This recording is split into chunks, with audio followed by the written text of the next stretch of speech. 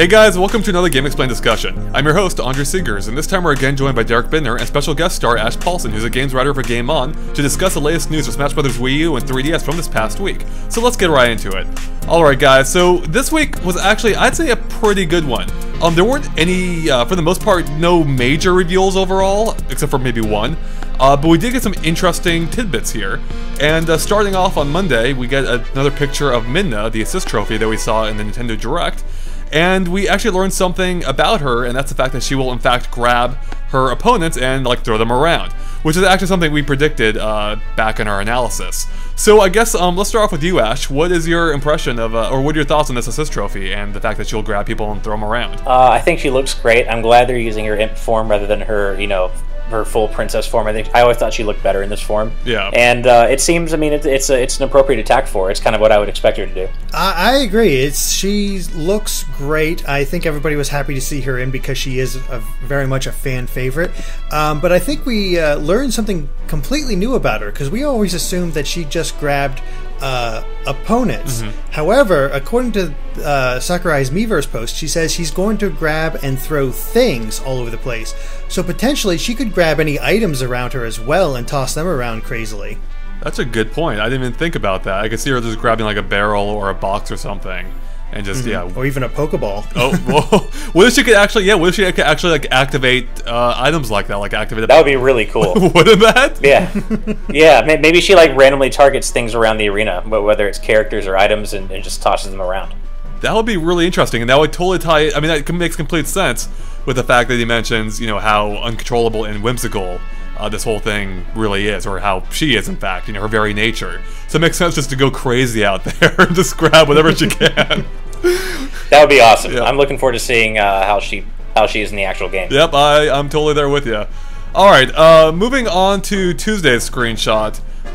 We learned something new about grapples, but this time we can see that not only is the tether back, but we can see how it's going to work this time, and that's the fact that apparently multiple people can grapple onto a ledge, but only one will be able to actually, grab onto the ledge itself, pull themselves up to it afterward, and the rules of which will apparently be the same as the ones that govern who can grab the ledge. So what are your guys' thoughts on this overall? What do you think about having, grapples back and, just having them work in this way? It just goes to show the level of depth they're really thinking about this game, because I would have never thought about the possibility of more than one character being able to use a tether recovery, and seeing how that would apply, which, would make sense back in Brawl. I've never done a match with multiple Olimars all grabbing for the tether recovery all at once, so I'm not quite sure how that worked in Brawl, but I assumed that only the first one who got it actually made it back. Yeah, I believe that was the case in Brawl, where only one person could either, grapple or hold onto the ledge, whereas now multiple people can, grapple onto the ledge. But, I wonder what happens to the second person once one person pulls themselves up. Do they just keep hanging there? Or can they pull themselves up too, thereby knocking off the first person to pull themselves up? I'm thinking that actually might be the case, because, edge hogging was a big thing in Brawl, and giving you an option to get people off that ledge would be a very good thing, I would think. So I wonder if it's going to be more effective here overall, because at least for me, I never really ended up using it much in Brawl. I mean, I never found them to be that noteworthy originally. First off, most of the characters couldn't even use them, and that was the main reason why I didn't use them. But even when I would play as Link or Samus, I never found it to be terribly useful. But it does seem like they are extending the length here. Sakurai mentions that. They are extending the length of these grapples, which suggests to me that they are designing these to be more effective than they were before.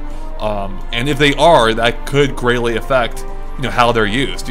By virtue of the fact they might actually be used this time. It does make sense that he's giving these characters their tether grabs, because Link and Samus have traditionally not had the best recovery moves. So it makes sense to give them a little bit better, an option to make their recoveries just a little bit better. Right. Yeah, and it seems especially like Link's claw shot is much longer than I remember it ever being. Yeah, it's basically a long shot. Yeah, it's really long, and I think it'll help the recovery, but it looks like it'll still require enough skill to use that it's not going to make them too easy to recover with. Okay. Moving on to Wednesday's picture, we get another look at the Super Leaf. And we actually see several characters wearing it this time. Unfortunately, no Ganondorf yet, which is what I really want to see. Really want to see Ganondorf wearing the Super Leaf, turning into a raccoon version of himself. So, now the interesting thing is, we've talked about this item extensively before in our item discussion, and we learned a little bit more about it this time, in that it'll allow you to float in the air by pressing the jump button, which is something we basically theorized before, which makes sense. It's how the items worked in, in the Mario games.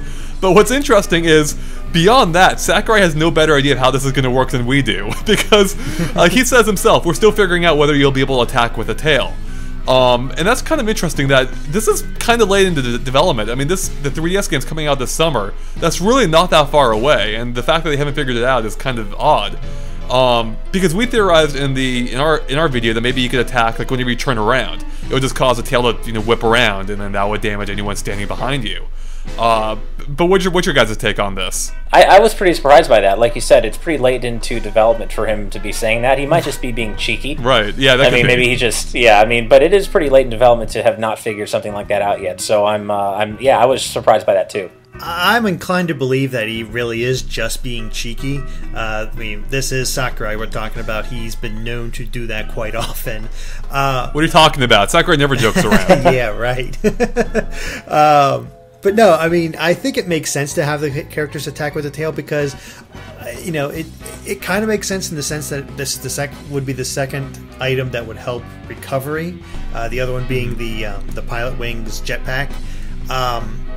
But I do think the tail attack makes sense for this item to give it a little bit more versatility, and also I just really want to see my idea where you can use it to use an automatic reflector to send items back to get thrown at you. That'd be awesome. That would be really cool. So I guess one question though is, I don't know if it's gonna be a problem, but one definite detail about this is the tails have varying heights on all of these characters. If you look at Peach and Marth there, the tail's pretty high up because they're tall characters. Then you look at Toon Link and it's like basically at ground level. So I wonder if that's playing a factor in them deciding, assuming he's not joking around, with it doing damage, because that would. This effect or this attack could be more effective depending on which character you're using. Yeah, I could see that. Yeah, that's a really good point. I never really thought about that until I noticed the height difference, but I didn't really think about it as far as hitboxes, and that really could be the deciding factor in whether or not they decide on actually allowing attacks with the tails or not. Because of course, young Toon Link here would be able to send back turtle shells. Just fine, but if Peach were to do it, does she have to do like a little squat to do it, or how's that? How would that work exactly? That's something they'd have to think about. Yeah, there's a lot they'd have to think about, but it seems like they are thinking. I mean, they have to be thinking it through, because the fact that it seems to be another recovery item is pretty noteworthy in and of itself, as you mentioned. Because prior to this, there was only the jetpack, as far as we know, that assists in recovery. So it is very interesting that there are items this time that will serve more than, for the most part, just being offensive weapons. In this case, not even be an offensive item. So I could see some characters having really good recoveries, in conjunction with this. And maybe that's part of the reason why they're cutting, like, say, Pit's glide. He can no longer glide. But perhaps items like this will, offset that difference. And something else I was thinking about with this raccoon super leaf is I just want to see what it looks like on Fox. Because I feel like it's just going to be a little redundant, which is just going to be funny. He already has these ears, and he has a tail kind of, It's just, I really want to know what he's going to look like with this thing. Wow, this is how awesome. This is how we're going to get Tails into the game. Exactly. There you go. Fox becomes Tails. Wow, that's interesting. Damn, I think you just broke a lot of people's minds there, man. That's what I'm here for. All right, now, speaking of breaking things, let's go on to Thursday's screenshot, which shows something that may actually break characters. In that it shows off Orne from Kid Icarus Uprising, which in that game was pretty much an all-powerful baddie that for the most part you couldn't fight off till I believe near the end of the game. And if he touched you, as I recall, it was an instant game over.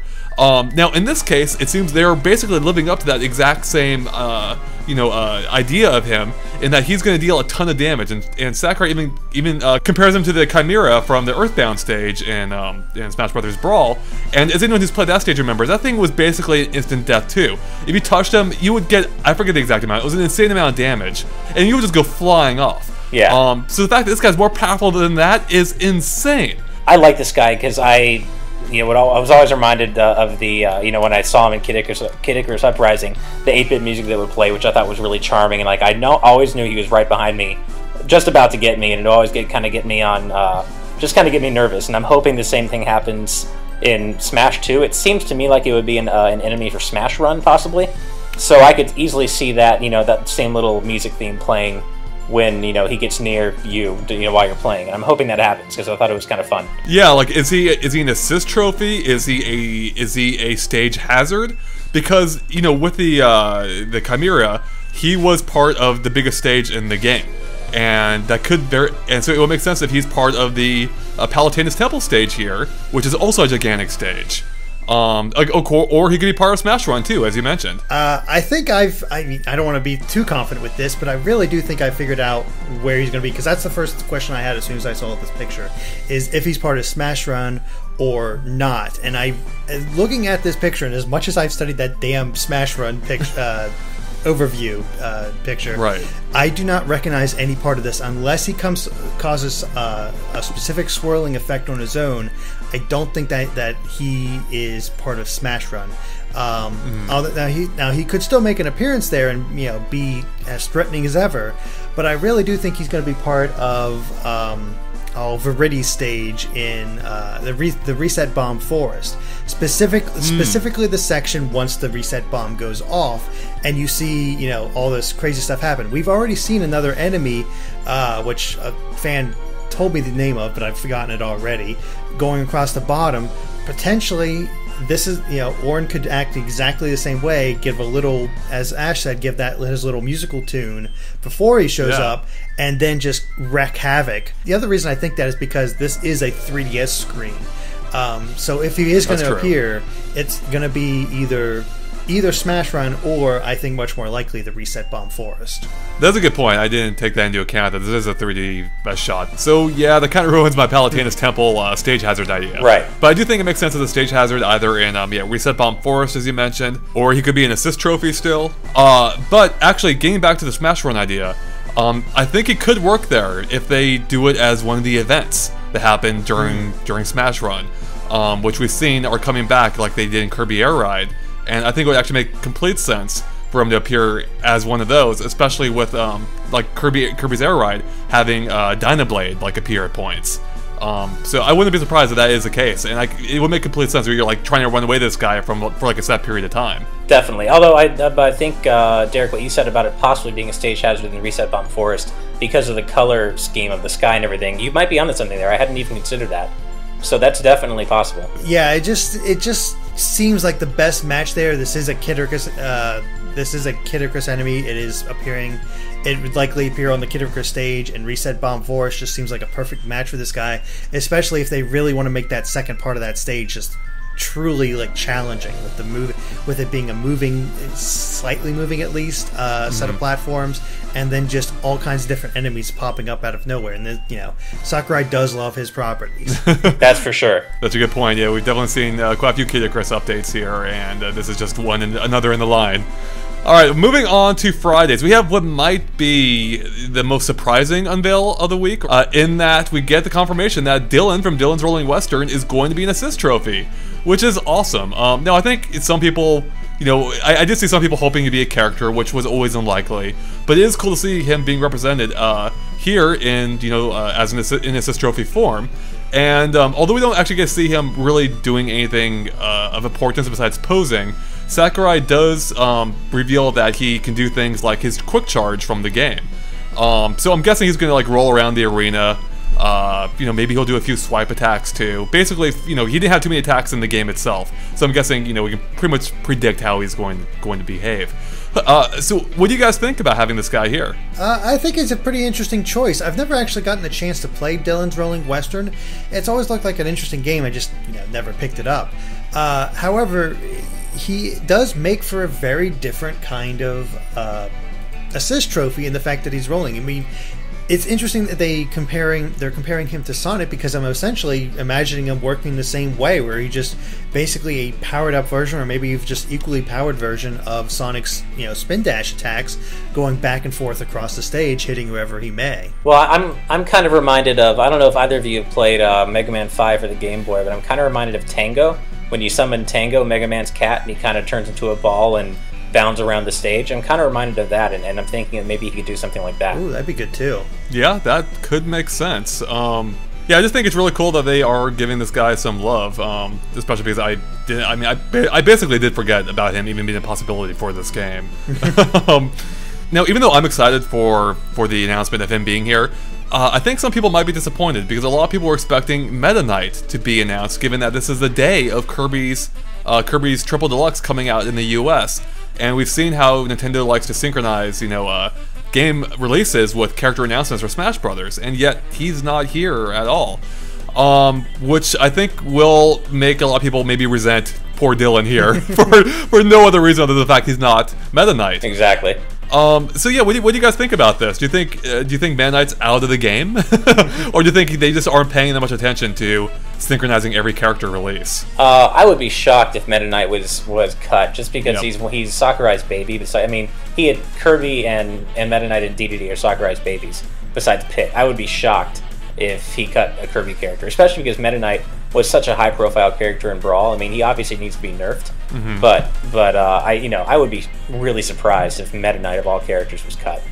Yeah, I would be shocked as well. I'm pretty sure you would be too. Oh yeah, absolutely. I mean, I wasn't a big Meta Knight player, but I appreciate him. He's a great choice to add into the game, and he is very popular. And as Ash said, he really does need nerf, which I think Sakurai is going to do. Yeah, well, I think that's part of the reason why he was so popular, because he was broken. Yeah, it could be. But putting that aside, he was just a cool character by himself. Yeah. Now, what do you guys think about the potential, really, of Sakurai not revealing any more characters until the 3DS's release? Because I believe that the only characters Sakurai revealed for when Brawl was coming out were the ones that were readily available before as you booted up the games, and all the rest he didn't reveal until you could unlock them, other than of course Snake and Sonic. Do you think we're at that point now where he's shown all the characters that are right away available once you boot up the game, and he's just saving the rest as unlockables, or do you think we'll still see more coming? I don't think there's any way we're going to get through E3 without at least a few character reveals. I would be shocked if E3 came and went and we didn't at least see like 2 or 3 more characters. I just think it's too early for him to stop revealing characters, personally. Yeah, I definitely agree. There's definitely going to be more. There will definitely be some announcements at E3. And especially, if Mario Kart's in the indicator of Nintendo just blowing out all these games as much as possible, I would be surprised though if we don't know all the main characters by the time the games launch. However, yeah, I mean, I just put it out there as a thought. I mean, there's potential. We've seen evidence of this before, but you guys are both exactly right that with E3 coming up, it makes no sense not to reveal another big character. Yeah, I think that's a safe bet, especially because Pac-Man hasn't been announced yet.